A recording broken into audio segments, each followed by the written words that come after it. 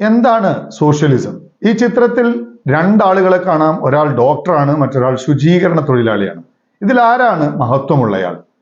Doctor ഒരു ദിവസം അസുഖം വന്നാൽ നമ്മെ ചികിത്സിക്കുന്നു, മഹത്തരമാണ് ആ തൊഴിൽ.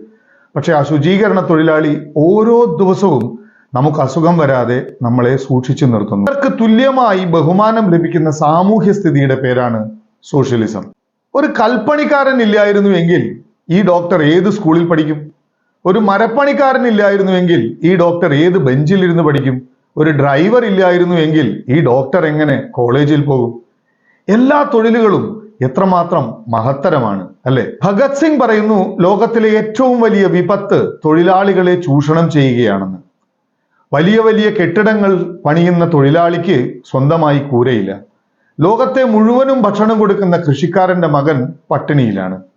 ലോകത്തിന് മുഴുവനും തുണി ഉടുപ്പിക്കുന്ന നെയ്ത്തുകാരന്റെ മകന് തുണിയില്ല. ഈ അവസ്ഥ മാറാത്തിടത്തോളം കാലം ലോകം മുന്നോട്ടു പോകില്ല. ഇതേ വാക്കുകളാണ് മഹാത്മാഗാന്ധി പറയുന്നത്. നമുക്ക് കുട്ടികളെ എല്ലാ തൊഴിലുകളും മഹത്തരമാണെന്ന് പഠിപ്പിക്കേണ്ടതുണ്ട് എന്ന്. ഇതാണ് സോഷ്യലിസം. ഇത് മാത്രമാണ് സോഷ്യലിസം. ജയ് ജഗത്.